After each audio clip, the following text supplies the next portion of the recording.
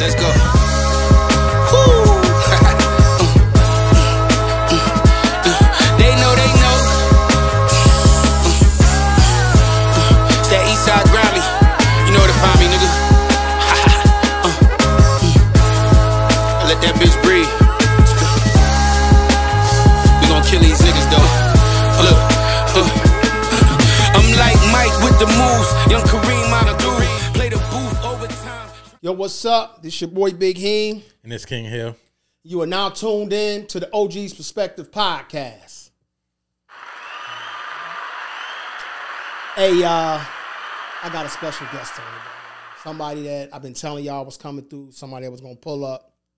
My man. I'm gonna have a little Shay moment right here. You know, these introductions has done got crazy. So I got the general manager of big sports firm, the CEO and owner of Buffalo Capo. He's part of the management and business team of the Black Sopranos. No one other than my man, my nephew, my boy, Tony Deniro. Big Unc. You know it, man. Thank you for having me, man. All day. What's up, sir? What's up? Appreciate y'all, man. Glad to be here. Man, I ain't gonna lie, man. This dope, man, because, man, you've been chopping it up. You know what I'm saying? We've been going back and forth, and we knew this time was coming. And I ain't even gonna lie, I'm a little nervous, man. Hill, I'm a little nervous for the first time. I don't even know what to say. It's like a real job, man. It's real shit, real motherfucking shit going on, man. Nah, that's cool. So, Tone, before we get into this joint, man, tell us a little bit about yourself, especially my core listeners and my core YouTube followers, man. Yeah. Tell them who Tony Deniro is. Man, Tony Deniro is me, man. I am Buffalo. I am, you know, a lot of people think I'm a white boy, but listen, I'm Italian, all right? Just so they understand that, you know. But, yeah, no, I represent Buffalo wherever we go. And I grew up in Black Rock area, you know, and I'm from Buffalo. My family's from Buffalo. My pops, my mother, they went to Riverside High School. You know, so I'm from over in that type of in that area over there. I used to trap over. I mean, I used to get down over there. Yeah, that is a place to get down at. Yeah, but yeah, hell yeah, man, I'm happy to be here, and you know, everything I got, I work for, nothing was handed to me, and you know, I just always was just linking with the best of them because you know that's what we're on, being the best that we can be. You know, and man, that's what it's all about, man. It's always about taking yourself, leveling yourself up, making power moves. And I've been watching you on the sideline, sitting back. I can remember when you first came into the scene. So let me ask you this. What got you to BSF? How did you and Benny really click up? Okay, so really just me, the love for the music in the Buffalo stuff. Like I heard of Benny, like, before I went away, he was doing some mixtapes, and they used to have them at the corner stores over there in Black Rock and Fidel's over on Grand Street. Man, they had all the mixtapes over at Fidel's. So like I heard a little bit about him before I went away, and then when I was away, he was on the newspaper. Him and I think it was Love Genius was on there back in, like, I want to say that was like 06 or 08. One of the times I got the paper, I seen them in there, and I was happy because, you know, when you're locked up, everybody's arguing about the rappers, and we got this, we got that. So at that point in time, you know, it was something to say like, oh, no, we got Benny, even though he didn't make it yet back then, but it was something to, you know, say like, we got this too, you know. So I kind of always heard about him. I always liked the music. And to be honest, the first time I came around was really from Malek. You know, Malek, he'd be running around with Conway and them. Yeah, Malek used to be down with my boy Nino, man. Yeah. Shout out to my boy Jamar Kelly, a.k.a. Nino. Yeah. And yo, before we get too deep in this joint, yo, shout out to OJ, man. R.I.P. to OJ Simpson. Damn, real shit, you know what I'm saying? man. The juice has been let loose. That's crazy, man. You know what I'm saying? We done lost the juice, Hill. Yeah, man. I can't even believe that. That was just seemed like it was out of nowhere. Man, we lost it. Because we just seen him, and he seemed like he was healthy. I'm like, damn. You seen the juice? Yeah. I met him and everything. Got to kick it with him and shit. Yo, I think I seen you with a picture with the juice. Yeah. He knew my Uncle Vinny very well, and they was close. And I didn't even think to mention. When I met him, shook his hand, I went to ask him if we was kicking it for a little while, and then I circled back. We was having a conversation. I went to ask him if he knew Benny. I'm like, yo, do you know Benny? because you know Benny makes that line about him, and he's like Vinny Calla. I'm like, damn, he's talking about my uncle, and I know they had wild pics together, but I didn't even think to ask him if he knew him, and I'm like, oh, that's my uncle. He's like, where is he, man? I'm like, man, he died like 5 years ago, and he's like, man, that guy was a real class act, like my boy Dion. Dion was there watching all. He's like, yo, I can't believe, like, what? That's some small world shit right there. Tone, crazy. You already know you tied in. I'm like, damn, that was wild, man. You know, my boy, y'all. I'm planning on doing bust some moves with OJ man. Like had him do a skit or something. Gotta man. be dope.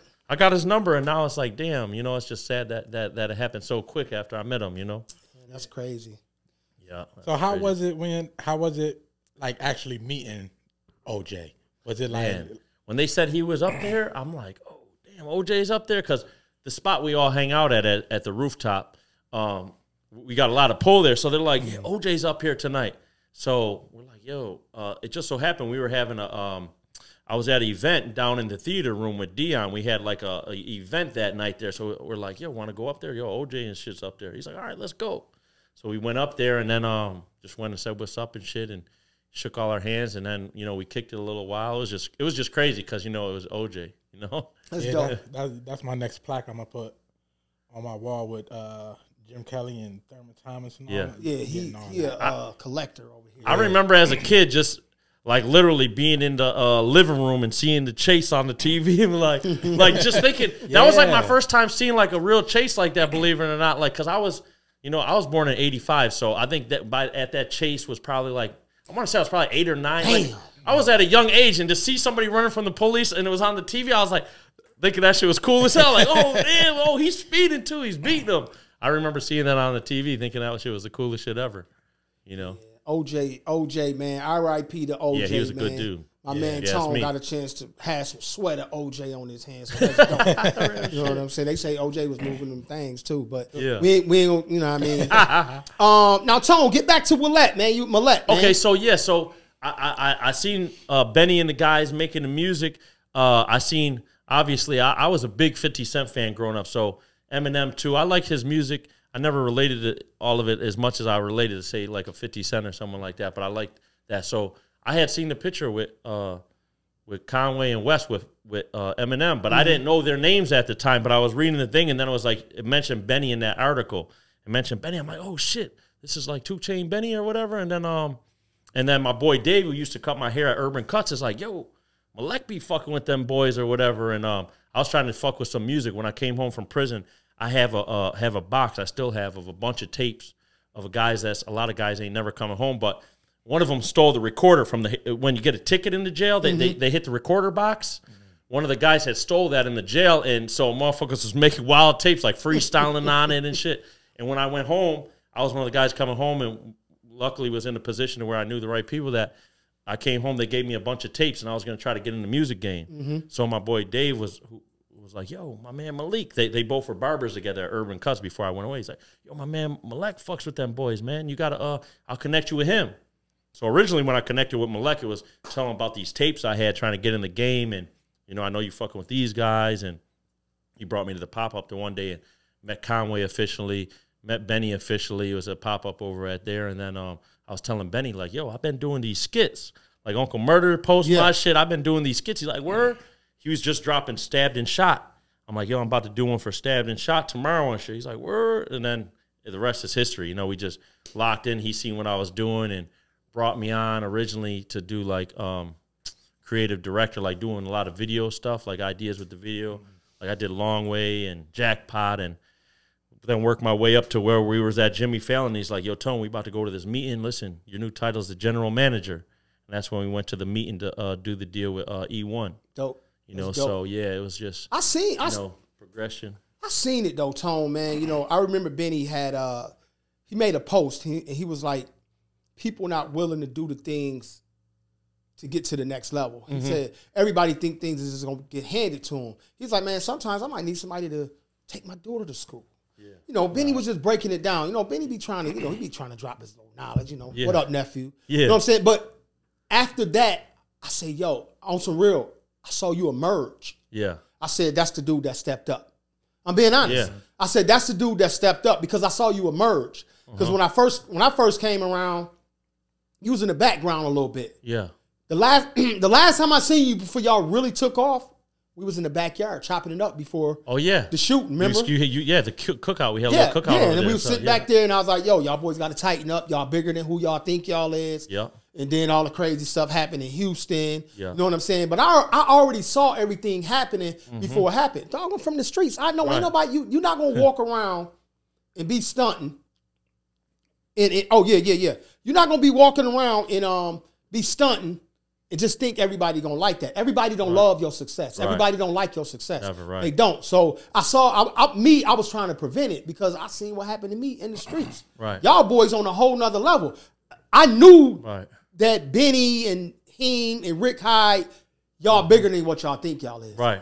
And when I got that phone call, dog, it was devastating, man. But the beauty of all of it is nobody got, you know what I'm saying? Right. Everybody's still here. And at that time, rappers was getting laid down and getting killed, you know, left and right. But thank God, it really ain't happened in a long time, and I hope it don't happen no more. Right. So now that we own that, and I got you here, what do you think about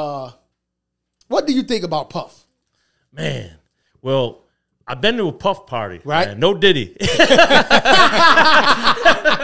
Hey, man, I don't know because, you know, I'm gonna have to just say, like, I've been to a party. You know, I see what they're on, and you know, everybody was there. It was a big party, and it was a party that we all liked too. Like, we was talking about it for a while. Like, man, that shit was lit in there.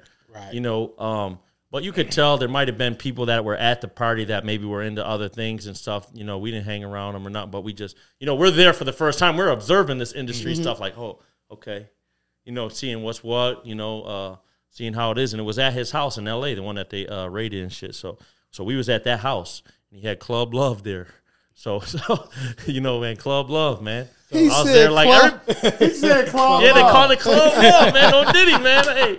Hey, man. But yeah, it was Club Love, and everybody was there. Like Mary J, I was talking trying to talk to Lil Kim, like she was talking like a regular person, like saying what's up, and it was just realized that like everybody here is really like, including us, is somebody.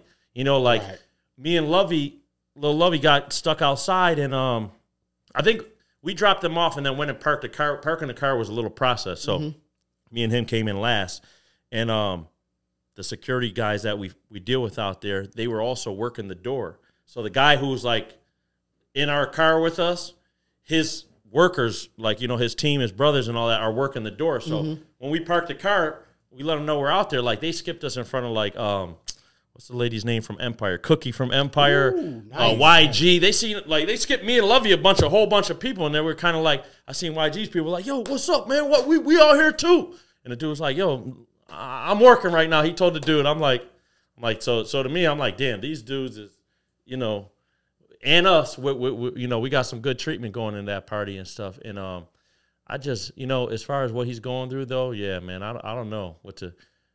I believe, you know, things get out of hand, man. Well, let me ask you know? this: did you get out of there before 1 o'clock? Man, you know they say that's the magic hour at the Diddy party. You ain't see no funny business. I didn't see him doing no funny business. We did see a crew of some funny, weird motherfuckers like on the way to the bathroom.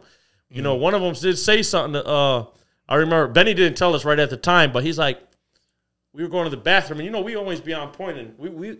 The crazy thing is most people at this party were only had like a +1, +2. We were in there like a +6. You know, we were moving how we usually move. And you know, somebody said something to Benny on the way to the bathroom. There was a group of guys there, you know, and they said something weird, and we're like, Benny says something back to him, but before we're like, what the fuck? What did they say? He's like, oh no, nothing.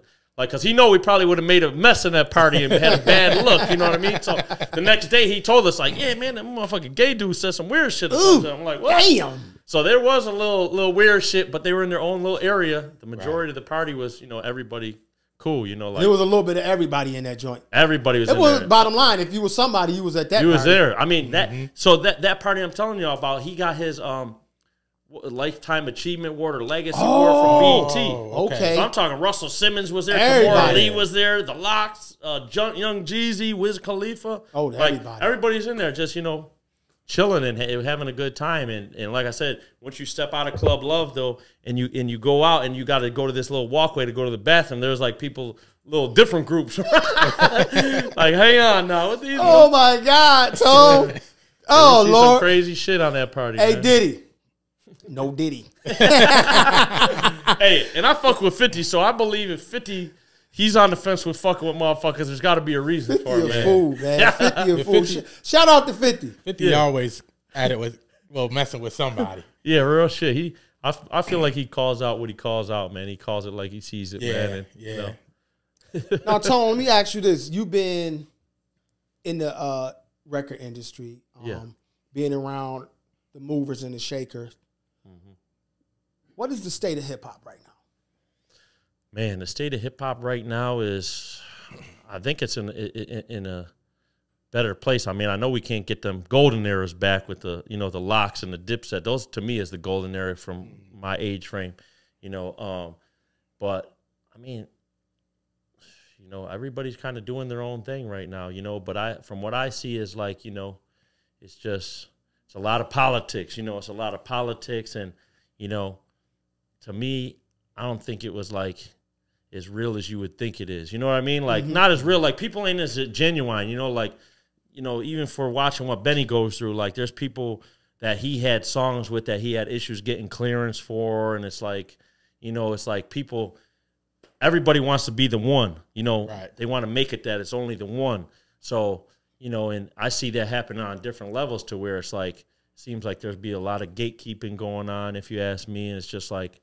You know, I think that affects the state of hip hop. Well, I know for a fact Conway had that album that he did with Puffs. Matter of fact, he did it with Hitmaker. Yeah, that record. And he used a total beat. Yeah. And from what I heard, I believe I seen Hitmaker on. He was on one of those. I think Art of the Dialogue, and he said Puff wanted the song. Yeah, for he didn't clear it right. Yeah, you know what I'm saying. So they basically took the song from Conway. Yeah, you know what I'm saying. And you know it's crazy because that's one of Conway's. Right. That's that club banger. Yeah. You know, I heard that song.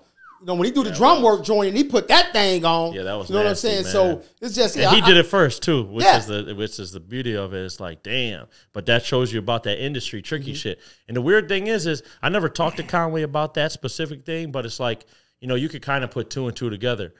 Conway hung out with him a few times and you know, you would not even putting two and two together, but I know Diddy. No Diddy. I know he hung out with him a couple times. I also was there when Benny got a FaceTime from Puff one day. FaceTime and Benny like, yo, I want to sign y'all boys. I want to sign Griselda.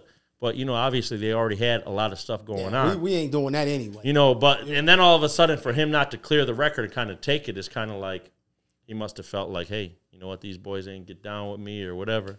you know, what I like about BSF is how and Conway and they bring back the old street rap, how it used to be with NWA and all of them. And so I like that about them.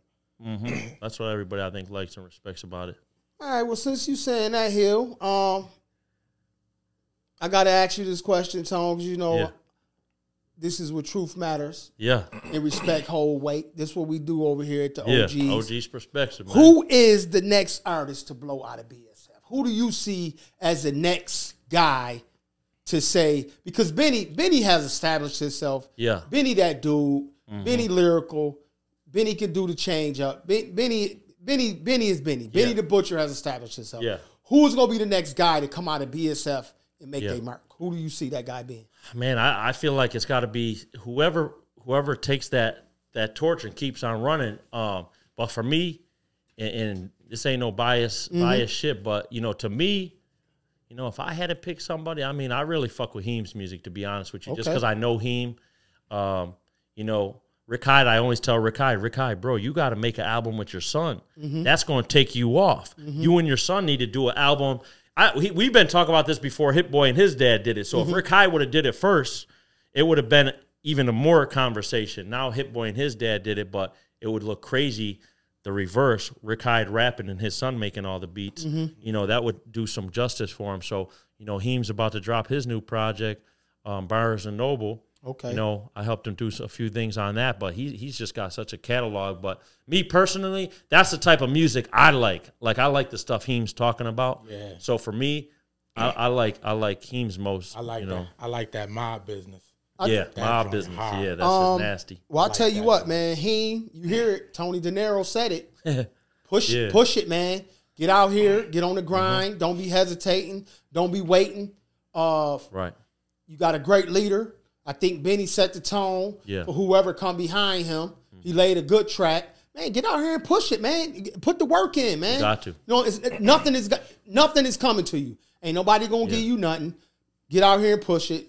Like I said, my boy Tony Deniro here. I know what Tone on. The only reason why you hear Tone is because I know Tone about that business. Yeah. I don't want nobody coming through the OGs that ain't even got nothing. You know what I'm saying? Me and you, we share something in common for a fact. We've been to prison. So I know you a street dude. You know what I'm saying?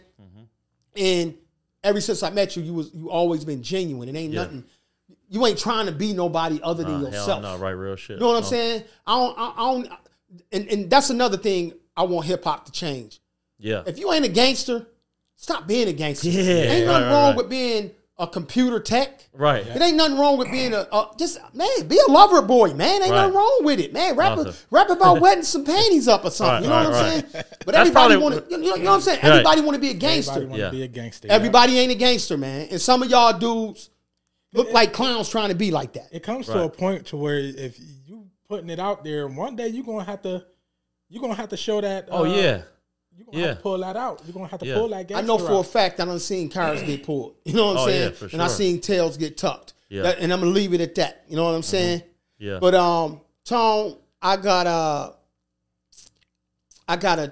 gotta have here because everybody got one. So I said, we gonna do the OG's hot seat. You know what I'm saying? Okay. We're gonna do the OG's hot seat. Yeah. So and I ain't gonna I kind of catered some of these questions around you. Okay. You know what I'm saying? But it's general too. Yeah. You know what I mean? All good. So the first question, Tone. Okay. This a big thing going around right now, and you're a respected cat. My boy Tone is Italian. You know what I'm saying? Yeah. He like good food, Yeah. like I do. Yeah. You know what I'm saying? And we all like good food. Huh? We but, all like but hold good on, food. yes we do. But we gonna talk about one of the subjects that's going around right now, Tone. Yeah. First question is, who is your basketball GOAT? My basketball what? Your basketball GOAT. Who is your basketball GOAT? Okay.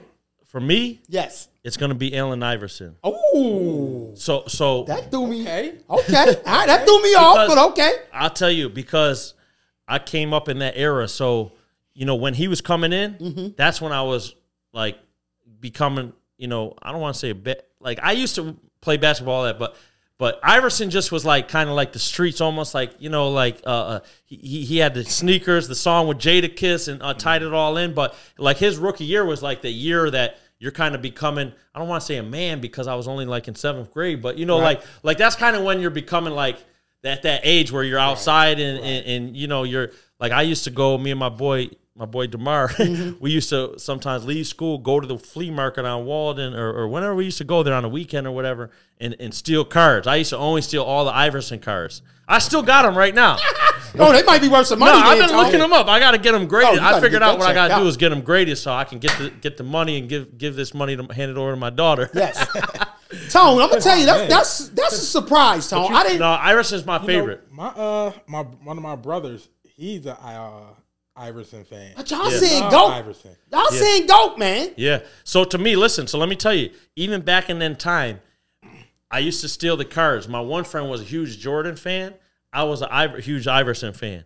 I used to literally trade him Jordan cards for Iverson. Ooh, like Lord I needed all the Iverson cards. So, you know, and like I said, I still got the book at home because, you know, when he came in, Kobe came in, Kerry Kittles, like all them, that Antoine Walker, like all them guys came the same year. So when we, like, me and my cousin used to go to Hills. Remember Hills back in the day? Yes. I used to go in the card aisle, steal cards. He'd be stealing the CDs and shit. So I have still some of them cards because they were all like in the pack. Like whoever was a good player, I'd be like, all right, I keep certain players, you know. Right. So Iverson and Kobe and them guys, that was that year for me. Hey, yo, y'all heard it first right here on OG's Perspective Podcast. Tony Deniro said Allen Iverson over Jordan, Kobe, and LeBron. Right. Oh my God! That's if you'd have said Magic, that's why I say it can't be just one GOAT. Yeah. If he'd have said Magic Johnson, though, I'd have been like, No disrespect to Iverson, because I love Iverson. Yeah. I fucks with Iverson. Right. Yeah, he was good. It's just like same thing when people ask like your top 5 in music. We all kind of got different top 5s because like our age range. Yeah. So I got that. Damn, Iverson. yeah. The crossover, man. I used to always try hitting people with the crossover when I played basketball. You had Tim Hardaway too. Now, come on now. Penny Hardaway, Anthony Hardaway. Tim. Tim. Hang on. Tim had. Hold on. Now before Iverson had the crossover, Tim Hardaway had it. Okay, I didn't know that. Tweaked it. Didn't they ban or try to ban Iverson crossover? Yes, they did. Or They something started like calling carry. Yeah, they did. Yeah, but that was some referees. Yeah, later down the That line, was some right? hating referees that. Matter of fact, I'm gonna tell you what referee it was. When he choked up. The one that. The one that was betting. The one that that they found out later. Yeah, that dude. Like, He the hang one. on. So he tried to take one of his weapons out of his. hell yeah. The criminal ref. Right. All right, so since you said rappers, we ain't gonna do 5. Yeah. But what is your GOAT? Your GOAT of rap. Your GOAT of hip hop. I mean, I got a few of them, so it's hard to say one. But really, I'm gonna just say 2. Okay. Because I can't leave one out without the other. But it's really like, to me, 50 and Jadakiss. Ooh. 50 and Jadakiss is my favorite guys. Benny too, because the reason I always like Benny's in my top 5 because of the whole Buffalo thing. Like to be from Buffalo and to see someone make it to that level, West, Benny, Conway, them 3, I always consider them all, all one for Shout all. out to my boy Conway. But yeah, like 50 was always my guy just by how he came and took the game. And to me, what he stands for is like being real over fake. Like when he came and would say, listen, you ain't no murder ink, you from Hollis, Queens. Like all that shit he was on. I'm like, I fuck with 50 because I was just so relatable to me because, I was just going through a lot at that time. Like I had to switch schools. And so I was from the city of Buffalo going to school with these other kids and got into a fight because they're like, oh, he's one of them city dudes. He's from Buffalo. I got into a real fight with some big hillbilly motherfucker over being from Buffalo. And I won the fight. He ended up, that night, that was my first real arrest. The Niagara County sheriffs came to the house. But I'm like, damn, now I know I'm going to get an ass whooping from my pops and I'm going to jail. Damn. Well, at least you got off, Tone. Yeah. At least you got off. That was my real probation. I'm like, all the bad shit I did in life, I'm going to jail for the first time for whooping someone's ass at school. And he started the shit. Right. Well, that's good, Tone. You whooped his ass. He got it. Because you from the low. Because I'm from Buffalo, for real. As long as you whooped his ass, Tone, I could deal with that. Now, Tone, I know this your speed right here because I just seen you at WrestleMania. Okay. Who's your all-time favorite wrestler? That's hard, too, because there's different stages. But my final stages of watching wrestling and who I actually was for Halloween before, I had customized the costumes because they ain't have them back then. I had the leather vest. I had like, spray paint and shit on my shit. I was Stone Cold Steve Austin. I went to school with the fake bald head shit and the vest on. Like, give me a hell yeah. Oh, my man, Tone, you a fool. But Ultimate Warrior too, man. Yo, you on the right podcast. Because, Tone, I don't watch a lot of your podcasts, Tone. They do not ask these type of questions. They don't. They definitely never did, man. Because this is what we do. This is the truth matters. This is a different one. Respect holds weight, goddamn. Oh, real shit. Stone Cold Steve Austin. Yeah. He gonna hit you with the drop kick. That's right. Don't forget he named the Ultimate Warrior. That was one of my Ultimate favorite. Warrior. I like the Ultimate Warrior. Before Stone Cold, it was Ultimate Warrior. Just Junkyard Dog. Wow, man. See, y'all boys might have been too young. Junkyard Dog. I remember Jimmy Fly Snooker. Yeah. And what's my man had the 2x4? Hacksaw Jim Duggan. That was Hacksaw. No, was that Hacksaw? He used to come out with the 2x4. 2x4. Hacksaw Jim Duggan. Yep. Yeah, man. See, that was my days. That was my days. And I'm gonna be honest. When I was done watching wrestling, it was the Undertaker. Yeah, the Undertaker was my man too. I just got to meet him too, because so Dion took us to WrestleMania. His brother wrestles. His brother wrestles. He's in like a league below the WWE. Okay. He wrestled in Hawaii, so he's like, "Yo, I'll take you guys. I've got to go to WrestleMania with my brother. I'll take you too." I'm like, "Oh hell yeah!" I ain't been to wrestling. Really, I only been to wrestling one other time when it was here in the convention center, like when I was real young. I forgot how I even made it to that, but yeah. So real quick, so I seen Undertaker was doing a signing. There was a big ass line. So I went to the lady like, yo, how can we get in the line? Well, she's like, oh no, these tickets sold out over a week ago. You can't get in there. I'm like, so there's no way, blah, blah, blah. Like, what if we pay you cash right here? She's like, I'm like, well, listen, my friend is over here. Dion was doing this UFC punching thing. He's over there doing that shit. And I went over here on this little mission. I'm like, listen, my friend's over there right now. He plays for the Buffalo Bills. His agency is WME. They own they own the WWE, I guess. And I said, he's a big fan. He really wants to meet him.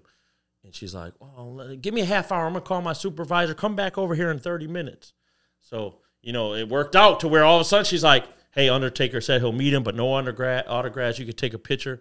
They brought us around the back. They're like, yo, we're going to wait here. And when he's done doing what he's doing, we're going to go meet him in this hallway over here.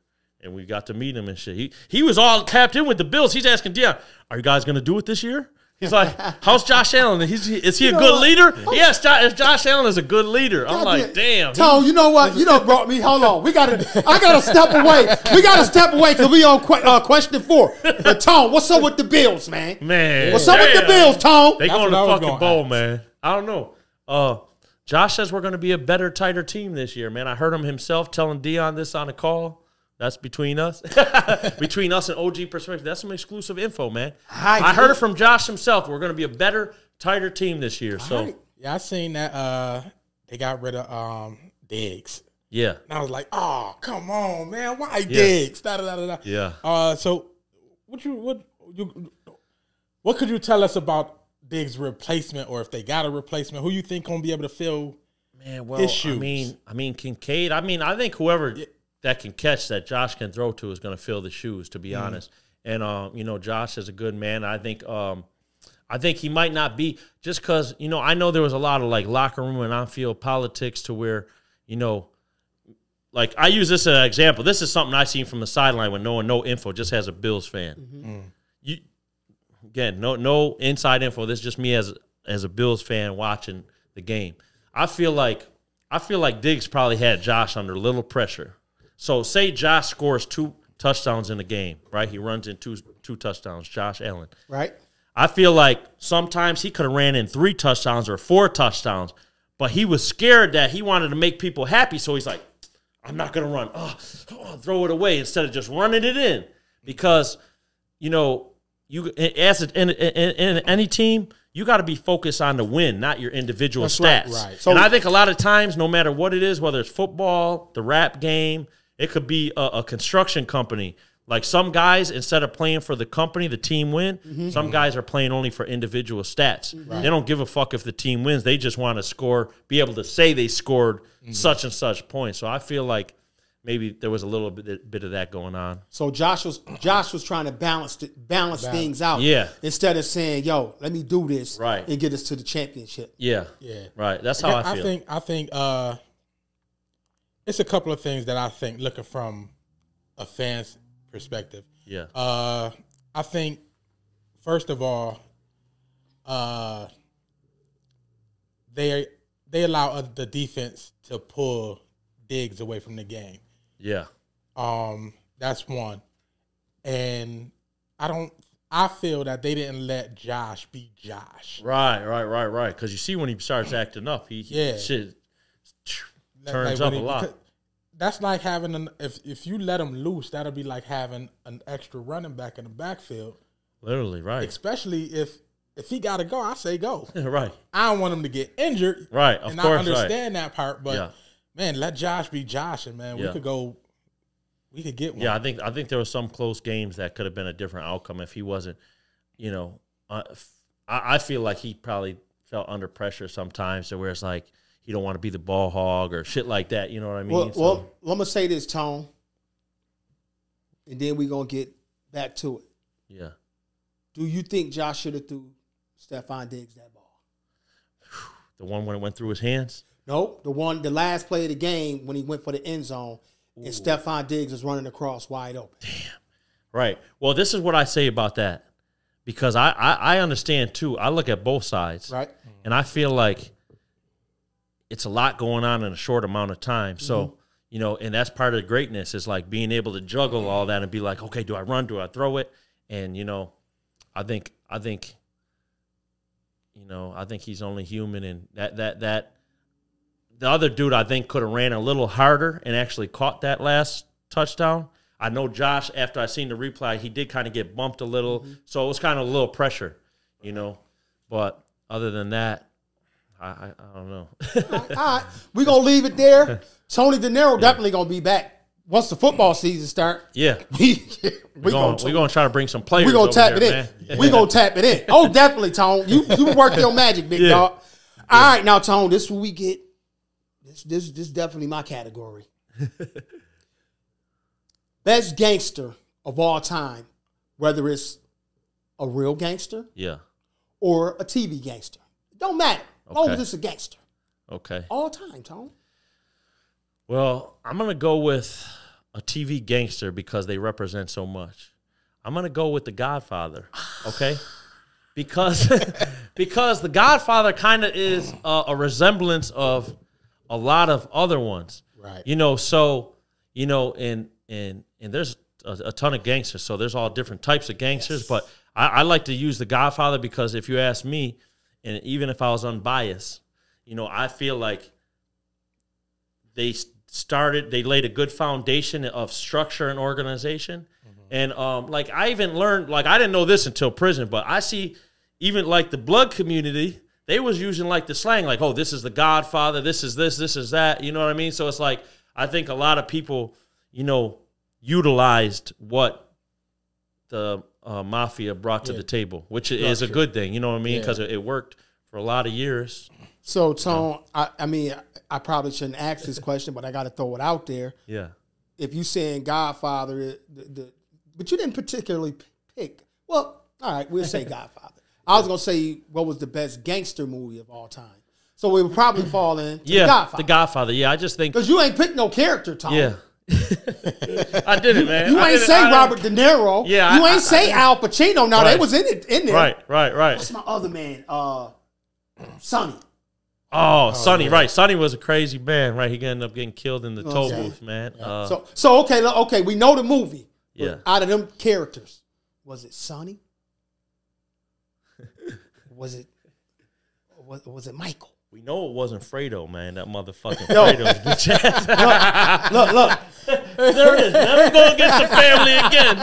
No, I didn't even see that. That's great. Yeah. That's great. But I would say, you know, for me in the movie, I liked a lot of them guys, and you know, and like I said, that movie. The reason I said that movie as far as a gangster because, like I said, so many he represents Lucky Luciano, he represents a John Gotti, he represents all them guys in one.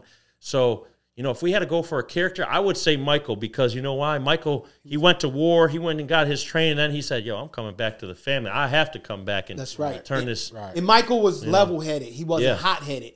Now, Tone, I might not should say this, but I'm going to say it. Yeah. A situation happened here in Buffalo. Some things happened. Yeah. Some things were said, and I called you. What movie did I tell you to tell Benny to watch?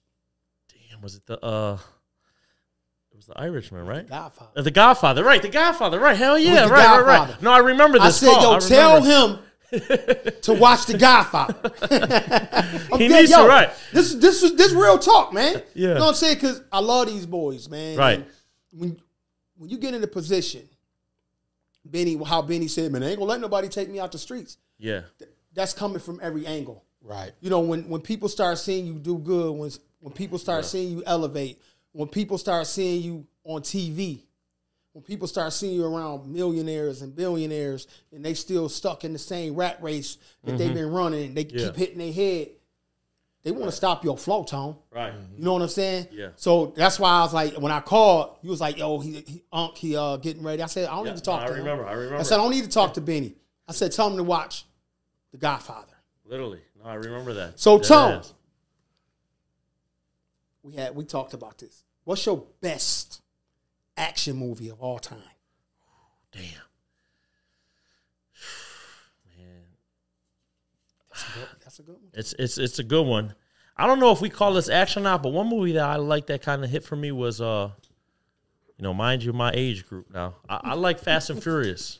Yeah. No, that's a good one. There was a little bit of action. There was a little bit of everything in there. Yeah. You know what I mean? That's a good one. But, you know, there was a movie, though, that I used to like as a kid. I used to look up to him a little bit. I just don't know the name. It was with Steven Seagal. When he came around, he said, "Anybody see, where's Richie? Anybody see Richie?" And he came in, he put the shit in the pool. He put the pool ball in the shit, and he was swinging around. I remember that joint. Yeah, He was whooping ass.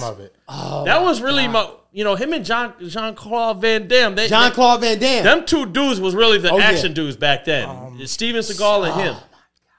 But let me tell you something real quick, because later down the line, I told you, I love this music shit. I live this shit. Like Tony Ayo put out a song. He said, Steven Seagal, I used to love his karate, but even he's a snitch. He told on Peter Gotti. Oh, my God. I said, I'm done with him. Steven Seagal's out. Steven Seagal's out. We ain't fucking with no rats neither. No, real shit, man.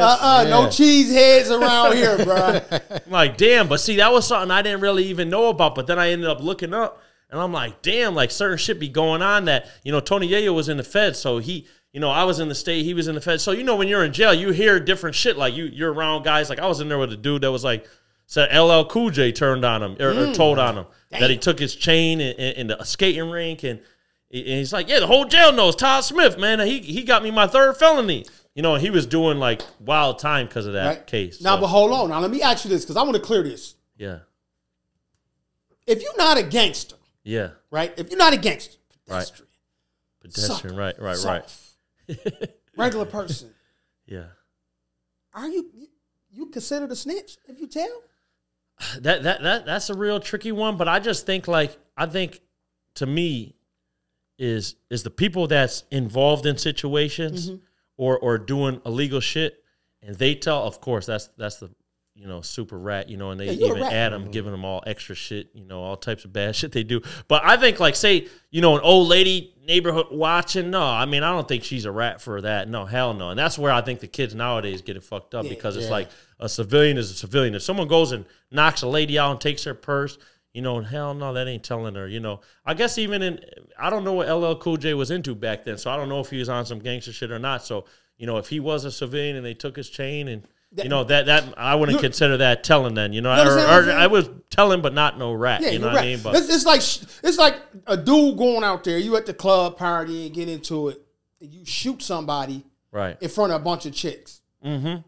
Oh yeah, them girls. And they tell on you. Them girls is telling. Oh, they snitch. No, they not. They not snitches. Right. They chicks. They's girls. That's what they gonna do. And that's another thing too, is like them regular civilians ain't even seasoned for that type of shit. They don't even know. They get in that hot seat. Nah. They don't know to shut their mouth. They not geared for that. Like it's some shit, not to cut you off, but real quick, my first case after the assault one, same school, me and my boys, we skipped school early one day. And mind you, this is called Niagara Wheatfield. My dad met some lady and moved out there, and I was living with my grandma. My mother moved to Oregon. You are Niagara County. Okay, go. Yeah, my mother moved to Oregon with her you know, husband. She ended up marrying. And so she moved. I was at my grandma's. My dad met this lady, move out there. He's like, yo, you're coming to stay with me now. That's a good dad. New school. Yeah. Well, I mean, you're moving out of Black Rock and coming to Niagara Wheatfield. That's a good dad. I used to drive my bike on the weekends all the way back to motherfucking Black Rock. Listen to the whole DMX CD. It was like a whole CD, maybe even it twice. Driving down the bike path, River Road, all the way down. Listen, it's dark and hell is hot. But that's what got me there. But to say, so my case with these kids, they're like, yo, we're skipping school. Such and such dad's growing the weed. We called this kid Hydro Bob. He used to steal weed from his step pops, and we'd be like, yo, Hydro Bob. Yeah, that Northern Light. Yeah, all that shit. Northern Light, all that. That was the back in the day shit. The White Widow, Northern Light. I had it. So his dad was growing, and so they're like, yo, once we got in the car, they're like, yo, we're going to Hydro Bob's house, steal this weed plants. I'm like, there's no saying, like once you're in the car, you ain't walking nowhere out there. There's wild cornfields and shit like that.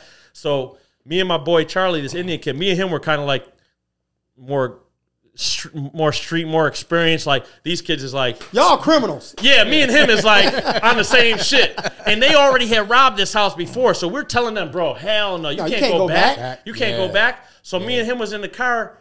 We're like, yo, me and him is on the same shit. Like, you can't go back. They're like, well, we're just gonna run in. We'll park across the street. So me and him is like, well, we're waiting in the car. Me and him waiting in the car. They're taking so long. I'm like, yo, I'm hungry as fuck. I'm like, yo, bro, I'm going to run in there and just check the fridge while we're doing this shit. I'm like, I'm going to see what they're doing, see what's in the fridge, and we're out of here. And sure as shit, bro, I get in the kitchen. I'm like, yo, hurry up. Da, da, da. I'm in the kitchen, though, but I'm yelling at them to hurry up. But I'm like in the kitchen, and the kitchen window's right there. I see the fucking undercover car pull up. I'm like, damn. So I'm like, yo, the fucking police. I'm mad as hell because we already told these idiots this was going to happen. I jet out the back door. It's a cornfield, though. This shit is long as fuck. I'm like, there's like a ditch, too, that's got like water in it and shit.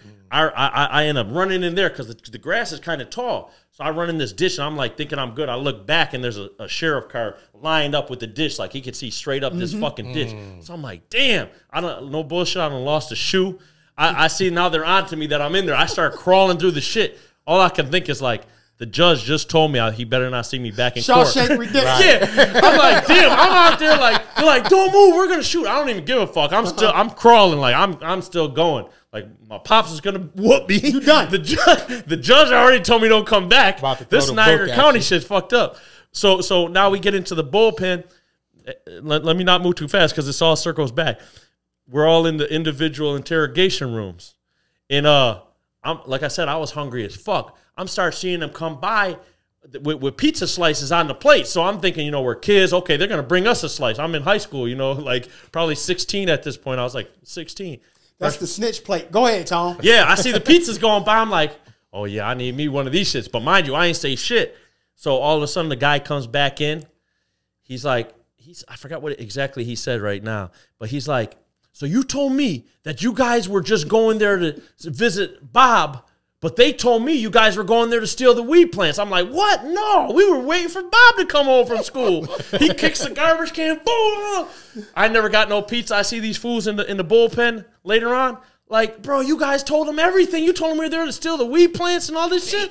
They charged us with burglary and charged the man with growing weed. Oh, my God. And man. But that was my first experience. That was like, not everybody's built for that hot seat. Like, damn, y'all couldn't even make up a lie while we were there. Like, either shut up or tell them we was just there waiting for Bob's ass. They done told them everything, man. And got us jammed up and the man whose house it was. Hey, it's crazy. Me and little bro, when it did something with somebody, ain't gonna say no names.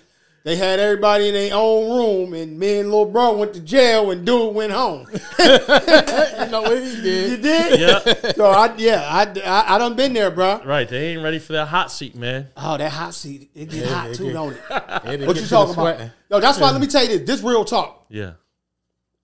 I love my wife to death. Yeah. I won't tell her nothing. Oh yeah, no, you can't tell. I don't nothing. tell her nothing. Right. Because let me tell you something. This bro, I done seen a lot of things in my life, man. Mm-hmm. They're going to tell.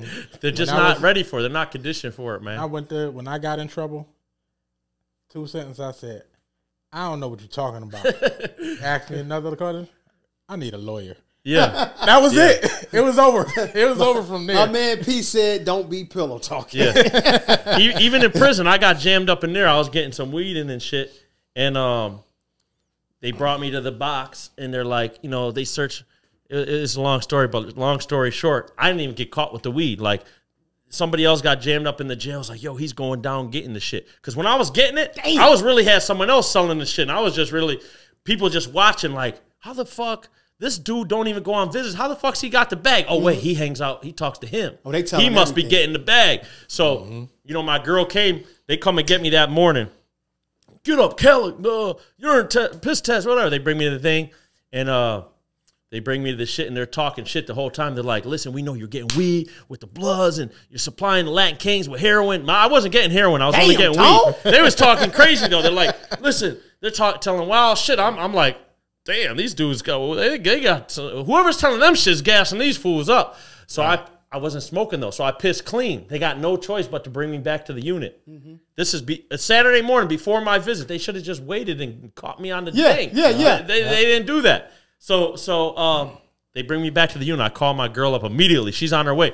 I used to call it extra money. I'm like, babe, don't bring me no extra money, no magazines. I don't want nothing today, man. These people talk about I'm smuggling drugs and shit. I'm probably getting out of this jail, so just bring me nothing. I don't want no extra money, nothing. So I tell her that. She's like, what? Really? Okay. And she continues on her way. They call me for my visit. They're like, Kala, net bag. Net bag? I know. Like, they only tell you net bag if you're getting a package. If you're getting a package. I told her nothing, so I'm like, yep, this is about to be the day. This is the day, huh? I go down there and go down to the visit floor. Like, they only search you before you go in. They do their regular search, and they're like, hands behind your back.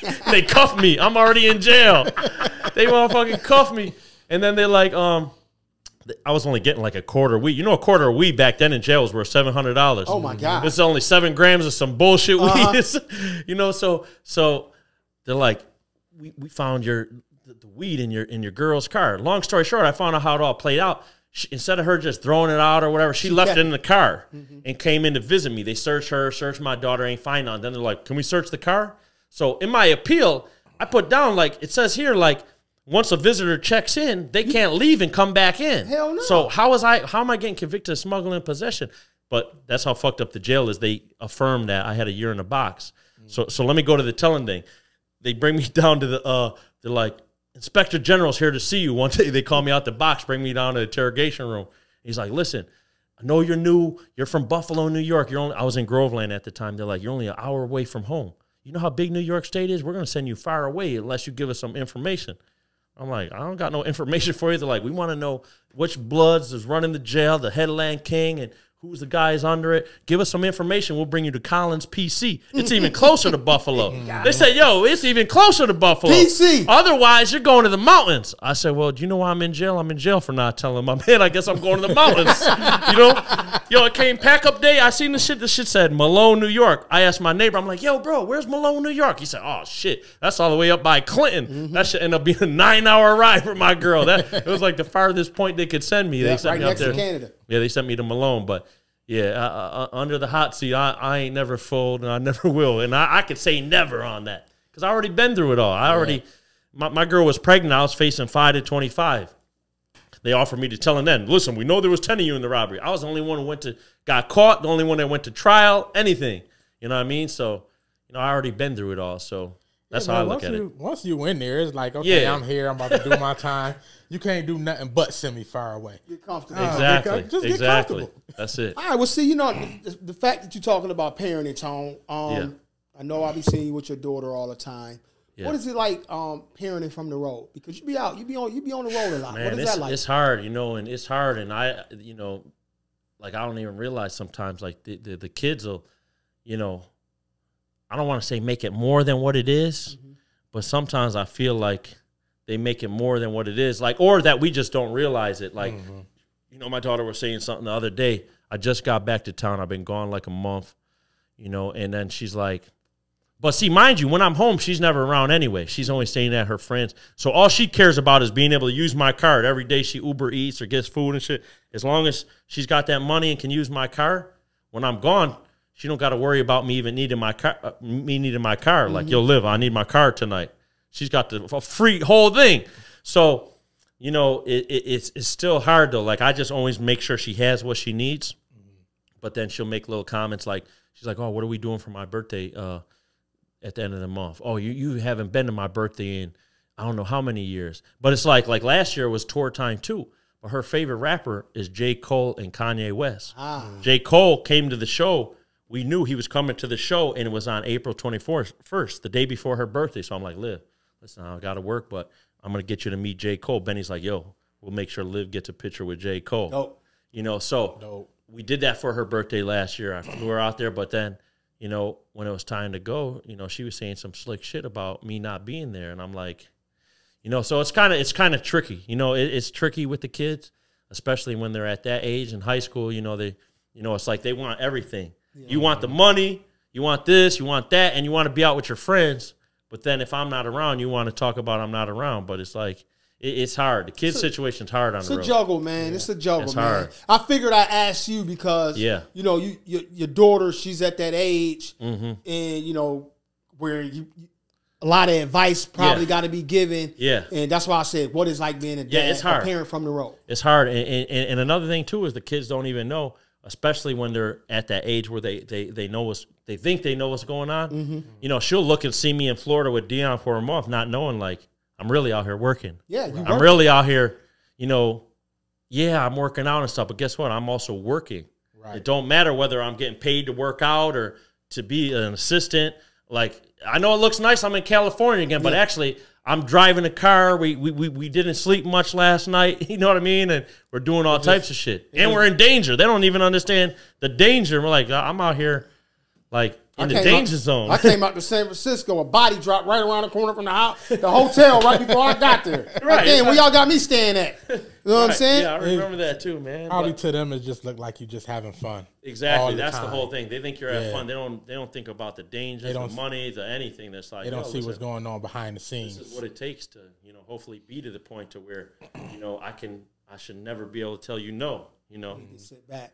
Yeah. So, what would you tell a new artist, an up-and-coming artist that's trying to get into the rap game right now? Somebody that's fresh, they got dope music. Yo, shout out to my man Saint, man. That's my son, Karan, his friend. They just had his funeral today. Oh, man, this boy got some dope music. Oh, man. Damn. I'm so sorry that he's gone, but shout out to him, man. Rest in peace, young man. They the same age. Karan will be 22. Saint was 22, and RIP to him. But what advice would you give a new artist coming into the game, Tone? Well, new artists, it's hard work, but also you got to just look at it. You got to observe. You got to and be patient, because you could be able to look. Like me and him had a conversation about this, about West Side Gun, how he kind of got to where he got to. He had all them Hitler tapes. Conway had a whole bunch of mixtapes. You gotta be putting the work in. You got to be, and not just recording a whole shit ton of songs. Nah, do that organized, man.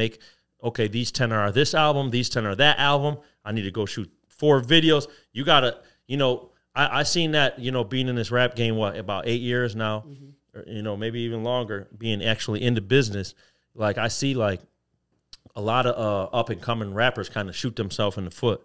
Like, they'll go on there, instead of trying to, be patient and do their own thing, they'll think that, one man could just wave a wand and make it all happen for him. You know what I mean? That's not how it works. It's like you got to put the work in. And, like I've seen guys, for example, that's on there talking shit like about Benny, like, man, I'm the top dude in Buffalo, this and that. It's like, bro, it's not even about Buffalo, number one. Right. Like, why do you want to fight your own people? That's like you wanting to play football and you're like, man, fuck the Buffalo Bills, man. I'm number 1 in Buffalo. Like, bro, relax. Right. Go back to the gym and get drafted first. So I've seen guys say they're the best of this or the best of that. It's like, you never took money out of your pocket and went on a road trip and went and go to these radio shows and try to get an interview, or try to go up there and freestyle, or go spend money to make music videos that are like, so it's like, there's a lot of things, moving parts in this music business. But the main thing is, be patient and try not to jump out that window, and just keep on doing what you're doing until someone calls your phone instead of you trying to call everybody else's phone. Right. That's what I think. You being a manager, you being behind the production and seeing how all this stuff works. Yeah. Would you recommend an artist have somebody that can be like a spokesperson for them before they go in and say something that they shouldn't say? And more or less, I'm not saying negotiate a deal, but at least be a spokesperson for them. Because some of these dudes young, they haven't lived, they don't even understand what's going on. Would you recommend that? I think they definitely need somebody to give them advice. And that's kind of where I think, that kind of helped Benny, is that we all kind of like, we're doing it just to do it. Like, we there, like he says, there's no book on this shit. We were kind of just learning as we go.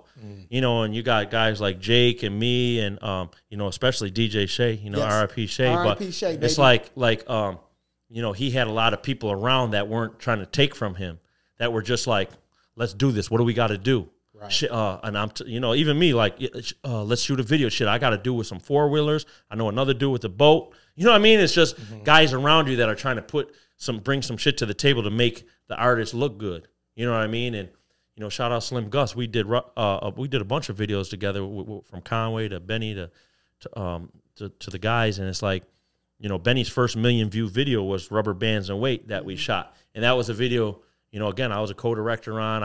I got us the butcher shop. I had the guy have a pig hanging from a hook. I got a big truck. We had like a casino thing going on in the truck. And it was just, you need people around you that can you know, just be there to help you. Yeah, Tone. You know. Oh, go ahead, Hill. What do you think? What you think is it will be better for an artist, being an independent artist or being on that big record label? Definitely being that independent artist, you know, being independent because, you know, eventually, I think eventually it's good to get a big bag of money, of course, you know, if the terms are right, like, you know, not to talk about money or not, but I know like Benny got a good amount of money from Def Jam for just doing one project. You know what I mean? So it's not like they said, hey, we're going to give you this money. We want fucking 15 projects from your ass. Hell no. Me and Benny talked about that. But also, you got to understand, too, is the money ain't always what you think. Because, you know, you got this guy getting 20%, that guy getting 20%. Then you end up with this money, and now you got a team of 10 guys. Or, you know, or you're like, damn, I need a car. You know what I mean? You might get a chunk of money and go cash out on a car, and now all of a sudden your money's all gone. You know, it's like, so you got to... And you got to prepare that and know, like, you got to be looking down the road. You got to be looking down the road to where it's like, you know, to manage your money well. And I think staying independent and working your way up, you know, getting the streams together and shit like that. And now you build up this big base to where you're getting a good monthly deposit. Every month you're getting a deposit off of your streams, you know, and then maybe once you're comfortable with that, like say you're getting 10, 20,000 a month off of your streams. Now it's like, okay, you know what? I'm good. I got this money. Maybe I will sell this upcoming project I'm going to do for some money. That's where the business shit comes in, you know? I think at this point, I don't think artists need, with social media and streaming and all, I don't think artists really need one of them machines. But I think it'd be better to have a machine if you'd like going to do a tour. Yeah. But even then, I don't think, just from being in here watching it, even then I wouldn't do it, because you know why? Say you're going on a $1 million tour. You got, you know, 20 shows, and it's $1 million tour. You end up having to give up, like, you know, you're giving up, let's just say most companies want 20%. You know, and sometimes you got this guy getting 20, another guy getting 20. So now they put this $1 million tour together, and guess what? These places wanted to book you anyway. Right. You know what I mean? Yeah. These people already wanted to do business with you. So what did they really do? They kind of organized it for you, which maybe your team could do, and now you're giving up, let's say, $400,000 or, you know, $600,000. Yeah. For what? These guys ain't even going to show up to a show and be like, hey, you need a water? you know? Right. Well, I'm gonna tell you like this. This is how I always moved. This is how I always operated. I never wanted to get fronted by nobody. Exactly, because that's what it comes down to. Introduce me to the plug. I'm a cop mines, and we'll go from there. Exactly. And that's how I always believe in it. Oh yeah. I just heard somebody say, Floyd said when he go to a spot, he don't want no table because he don't want no obligations. Yeah. I'm going to buy my own bottles.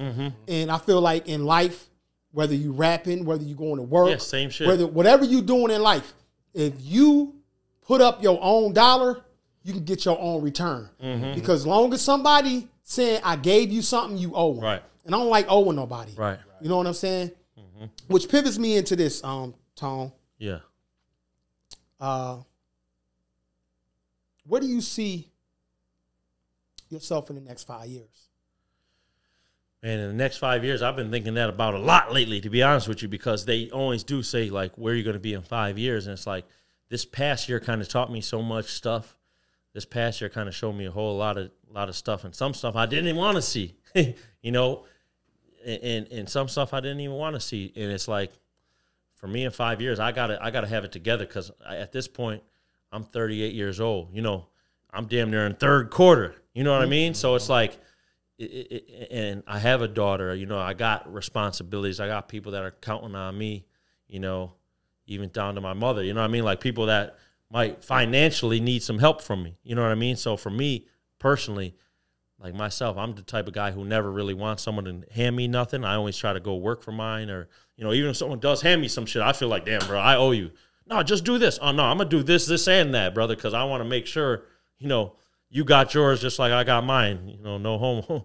But, you know, it's like, So my next 5 years is really like I got to really, you know, do what's best for me and make sure it's going to make sense, because sometimes it's like I feel like certain stuff, you know, if I just seen Ice-T post this. He said if you been doing the same thing, he only used it as 1 year. It's a quote on his page. Right. He's like, if you've been doing the same thing for 1 year and haven't got what you were expecting to get, you need to change your hustle. He said, I done changed my hustle 20 times. So it's like, you know, I see certain stuff like that, and it'd be certain stuff that we're already thinking. It's like, sometimes it's like, if this, you know, music stuff doesn't pay out, you know, you got to go switch your hustle. Ice-T. And there's been a lot of ups and downs I had in this music game, so I love it. First deal was $80 million, though, and he ain't even spit a rap. Yo, seriously, he said he was about to do Colors. He said they pulled up on him and said, can you rap? He said he jumped off the curb. They said, let me spit a, they said, let me hear something. He said, no. He made him give him $80 million. Yeah. You know what I'm saying? That's crazy. So coming from Ice-T, cool. Right. He said he pimped this. He used the pimp game to get in the music. Yeah, man. Ice-T, he one of them dudes, man. Shout out to Ice-T. Yo, shout out to Ice-T. We would love for you to come on the OGs. You got to make sure. I know you probably already are, but I'm telling you, his Instagram, he's got fucking great quotes every day on that motherfucker, man. I don't know if I follow Ice-T. I don't know, man. I don't know. Tone, I follow a lot of people, and I'm going to be honest, man. I'll be 50 this year. Yeah. I don't be on Instagram as much as I used to be. Yeah. You know what I'm saying? I kind of been taking a break from it. I'm about to really get focused because, you know, we're doing this podcast. I'm about to promote OG's Perspective podcast like crazy. We about to do this, though. Tone, you got it. Tone, you saying some good stuff. Tone, that's a nice shirt, too. I just want you to know. Hey, shout out Supernatural, man. They out of Texas. They do a hell of a job, man. They do a lot of great work out there. And shout out to my boy, I support hip hop for, you know what I'm saying? This joint, I like to, you know, I love hip hop. And thanks for this hoodie, man. This joint that's dope. Solid. That's fire. Tone. Hold on. Where can we get that joint? It ain't, dog. That's exclusive. That ain't this ain't out yet. This ain't out yet. But Supernatural, though, my boy, he's got other shirts. It won't say Black Soprano Family on it, but he'll stitch you he'll stitch OG's perspective on this. Oh, yeah, we need that, right here. Yeah. Tone, when this joint over, sit down, we going to kick it. Like, this is quality right here. No, he's got all nice, really nice stuff, though. I like that. That's Tone, you should have had a fedora on with that joint. But, you know, one of them cam hats. Yeah. Tone, if you could sit down at the table right now, dead or alive, with 3 people, who would it be? Man, number 1, my great grandpa. I gotta say him. Dope. Because what was your great grandpa name? Joe. Joe Tador. Joe. He my dad's name is Joe. My grandpa's name is Joe. My great grandpa's name. I got cousins, uncles, second cousins, Joe. They're all Joe. So him specifically because, you know, at this point in the age, I can say it because he's passed away. But you know, he did 5 years for some counterfeit money. He was down with the whatever he was down with back then. You know, Italian guy. You know, but he was making the fake money. And you know, I just heard so many stories about like his youngest brother, just my Uncle Johnny. He passed away like. At this point, like about 5 years ago. Okay. He was the last of that generation. He died, he was like 92. Dope. You know, so the stuff he knew and told me about my great grandpa was like, I'm like, man, like, you know, just crazy stuff like Walt Disney, like all types of shit. OG for real. Yeah, and he don't know nothing about the internet. Certain shit he used to tell me. I used to go Google when I get back home from kicking it with him, I go look this shit up like, damn. This is who he was talking about. They'll send him Christmas cards and shit. You know, I mean, you know, the old people, they don't know about the internet. They ain't had cell phones. And he used to just tell me so many stories. I want to make a movie on my great grandpa. Dope. Because, you know, he was telling me he used to collect money. He used to get these, like, you know, these things from the casino because he was one of them type of guys that was like a real tough guy. Like, that's what they call him back then, you know, tough guy. He was a real tough guy. Like, I had some of the guys now tell me like, man, he was a real tough guy. You know what I mean? Like I heard that from other reliable guys. And I'm like, so it made me feel good about who he was as a man. But he used to say like the casinos back in them times, like the movie Casino, you know. That's how it really was? Yeah, and they used to get these things like, hey, this guy owes us $80,000. They wouldn't even want him dead. They'd be like, yo, listen, you just go do what you got to do. We only want 20%. You keep 80%. Oh, Lord. They used to give the guys 80% and only want 20% back because they more or less wanted the message out there like, this guy just lost his finger, broke, whatever the fuck happened. Right. Yeah. He tripped and He fell had down a a bad lot of experience, and, hey, nobody else wants to steal from that or borrow from that casino and not paying back no more. Right. So that was a different time back then. So I want to sit with him in so I can make a movie off it. You know, so he's definitely one guy. Man, other people that are two more good ones, man, is like, man, I had one, too. They just passed away, and I was like, who the hell was it? I definitely wouldn't mind kicking it with Mr. Kennedy, man. Oh. The president. Okay. You know, because I know he knows a lot, too. See, I'm in the entertainment. I'm trying to make a movie off a couple of these secrets. Like, all right, I'm going to kick it with you. All right, sign this paper right here because we about to I'm gonna turn this into something. But like them type of guys like that, man, you know, it's just to understand them, you know. But yeah, if I was naming people, it might be a bad thing, but it's like all the people I would name is like some gangsters, like Lucky Luciano. I would love to kick it with Lucky Luciano because he came and he did so much organization and he really went from nothing to something. But you know, there's a lot of people who did that legit too, you know. Shout out one of my uncles, you know, he's from, he just passed away from Italian Village over on Transit Road. You know, he did everything legit. He came. That the one you just had posted up? I posted up a few times. So he came to the country, like, you know, a lot of people don't know this. The Italian people came to this country, you know, just, you know, like us all, you know, they came to the country and they went through a lot of shit. Like the Irish people didn't want them working. And there was like, they even dealt with, you know, a form of racism. Nothing like y'all, you know what I mean? Italians had it hard. Yeah. Out of everybody, of course, the African-American. Yeah, nothing to compare to African-American stuff. But everybody went through it, man. Yeah, so they came to this country, and like him, for example, and even, you know, some of my relatives is like they came here with nothing. And like Italian Village, he ended up building up his restaurant all legit, him working in it every night to where, you know, he had the one on Grand Street, then he upgraded, had one on Worley, then they came and wanted to buy that building to make it a Dollar General, and they came over here on Transit, and like, you know, him, his wife, and now his son, they're in the kitchen working all the time, like all day. So it's like people like that inspire me that came from nothing and then built it all the way up, you know. Yeah. So that's the type of people like I would interview, is like people like that is like a good story that should be told that hasn't been told, and you know, those would be. Me sitting down with someone dead, I need to maximize that. You know what I mean? That's why I asked the question, man. Yeah. You know what I'm saying? Like I said, we gonna do things a little different than everybody else. You know what I'm saying? Yeah, absolutely, for sure. I like it. I'll tell you what, Tone, man, it's been a great experience. Yeah. This is your home. Yeah. Not the Bootleg Kev podcast. Yeah. Shout out to him. But this your home. No, right. Whenever you want to promote something, if you want to break an artist, bring them here, because I'm about to get the microphone set up so they can come here and freestyle. Yeah. That's easy. We do that too. This it. This your home, Tone. Yeah. Whenever you touch back down, you got something to get off your mind. You just want to talk about, get some stress off, talk about abroad or something. Yeah. Talk about some gangster shit. You know, whatever, man. Just come through here and chop it up with us, man. This your seat. Thank you. Somebody else gonna get in when you leave, but that's your seat whenever you want it, Tone. Usually, Tone, I say some. I give an inspirational speech. At the end of the podcast. I think I'm gonna lay it on you. Hill, before Tone closes the show out, is there anything you want to ask Tone? So I hear you talk a lot about Dion Dawkins. How did y'all meet?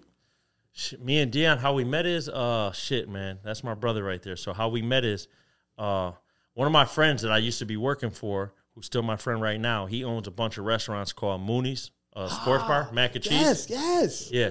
So he's got the best mac and cheese in Buffalo. But so Dion had said something in the locker room and it went viral. It was like on ESPN where he said, yeah, it's like mac and cheese, like it's stirred up as wet or some shit. He said some crazy shit. No pause on that. No Diddy. No Diddy. But yeah, so he said some shit. And then he had a marketing team that just was like, oh shit, he's talking about mac and cheese. So they try to get a mac and cheese thing going. So my boy, they call him because I guess they Googled like best mac and cheese in Buffalo. He popped up. And then I met him over there. My friend ended up doing a mac and cheese with him. It's called like the Snow Mac or whatever. and then me and him was kicking. I'm like, yo, you ever heard of Benny the Butcher and stuff? He's like, no. I'm like, mind you, this is like, he first just came to Buffalo about 7 years ago. So he's like, I'm like, yo, we got a show. We just so happened, we barely have shows in Buffalo. We just so happened to be booked. Like, it was like 2 weeks from that day I was meeting him. I'm like, yo, bro, you should come to the show. I'm going to introduce you to Benny. We got a whole show. Blah, blah. He's like, all right, I'm going to come. And then me and him just became best of friends since then, and now I'm out there working out, staying at his house in Florida. And like I said, man, he's the most genuine dude, and it's just real shit all the time. Like God connected us for a reason. Right. So yeah, shout out to Dion, but that's where it happened. I met him at my boy's restaurant. He did a mac and cheese collab, and then I put him on to Benny and the guys, and we've been best of friends ever since. So y'all boys be rocking hard, man. Yeah. Now, Tone, I know Iverson is your GOAT. Yeah. But I asked my man P, I asked Hill, I said, if you're on the guillotine, your life on the line, dog. 2 shots. That's all you get. That's it. 2 shots. Got to make both of them. Who you letting take the shot, Kobe or LeBron? Going with Kobe. That's easy for me. I'm going with Kobe, man. Okay, but now since your GOAT is Iverson, yeah, Kobe or Iverson? I mean, R.I.P. Kobe. I love Kobe, man, but I gotta go with Iverson. You gonna let Iverson drop him? I have to. Okay. So you going with Iverson with that one? Yeah. Now, best shooter in the game right now to me, is Steph. I was gonna say I was gonna say I'm Steph Curry with the shot. If I had hey, just because it's like going on right now, it's like if I had to pick somebody to make this basket right now, I probably would say Steph, man. Go ahead, let Steph shoot, man. I'm gonna tell y'all this: Kobe had an 83.7% free throw percentage. Mm-hmm. Jordan had an 83.5. LeBron had a 73.6. Now I don't know what Steph's is, but I've seen him miss one before. But damn, I have seen Steph miss a free throw. But are they under pressure though for these two baskets? Under pressure. You in the this the gladiator arena. Shit, This the gladiator arena, bro. I don't be nervous as hell picking someone to shoot that shot for me. Yeah, because I'm gonna miss, so I can't shoot the shot. See, I didn't. Huh? Get really it out. What my Damian Leonard. Oh, Dame Lillard. Okay, Dame Lillard. He's cool as shit. We met him. Word. Yeah, he was there too. Oh, we went to the when we was on tour. We was in Portland. Went to the game. Yes, I remember. And yeah, man, Portland was crazy, man. Portland was a fun city, man. Now, how is Portland? Is it nice and clean up there? Because they say they got a lot of Portland and Seattle is both two dirty ass shits. We went from Portland to Seattle. Okay, now let me ask you this: is they worse than San Francisco? Ooh, that's a tough one though. But San Francisco is bad. Damn. We even got our window broken in San Fran. Like when we came out the hotel. Wow. Boom. They told us don't leave nothing in there in your car, right? Little Lovey, he left his shit in there. After they told us don't leave shit in there, he left his shit in there. We came out in the morning. The big back window on the Suburban was blown out. His shit was gone. His belts, ID, everything. Wow. Like, damn, these motherfuckers. That's probably the worst. Was crazy because I went to Atlanta. Me and my wife, we took a trip to Atlanta with the kids. And, man, I mean, it ain't dirty. But the homeless out there? Yeah. Man, it's crazy. I don't know if it's worse than San Francisco. San Fran's got blocks of them motherfuckers, boy. Remember dude walked past his toe and just pulled his pants down and just went to business, man? Start pissing dude, out like there. 11 in the morning, bro. Like, damn, broad day, like, drop him. I'm like, yo. Right, I thought terrible. Buffalo was bad. Yeah, them motherfuckers, man, in San Fran is a different breed, man. Different breed, bro. Different They need breed. to do something for them people. They got to build them a motherfucking big-ass building and let them get a room in that bitch or something, man. San Francisco off the chain, bro. All right, man. Yo, that's good. That's good. Tone, look in that camera, Tone. If it's a young dude looking right now, Tone about to tell you what you need to do and what you not to do to be successful in life. Tone, give it to him, Tone. Man, first off, you definitely got to have God in the mix. You got to have God in the mix. You got to understand the God and the devil are real. God and the devil is really real things. And the further you go, don't take this the wrong way. You see the test. The devil will test you more and more every day. You know, it might be you having a bad day or waking up with some stuff on your mind, and now you go to the gas station, somebody cuts you off, like, what's, you know, and they talk crazy or whatever might happen. That's the devil testing you. He's trying to test you when you're weak. They test you all the time and try to get you to jump off, man. And so that's the first things first. Lay that good foundation, man.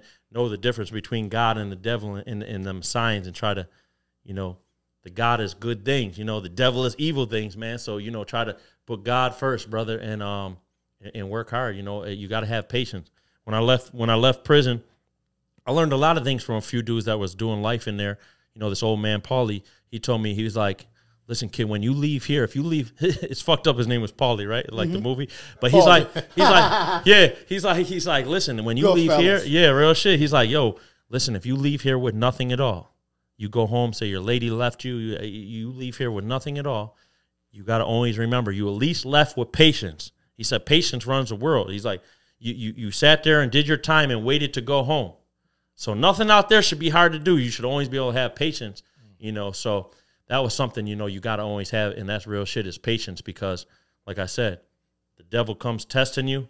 Instead of you just reacting, now, hang on, take a break, quickly get this together and figure out, is this worth it or not? You know, you got to have that patience and understanding, you know. So, you know, whoever's out there watching, man, just go hard for what you believe in, man, and make sure what you believe in is the right shit, you know.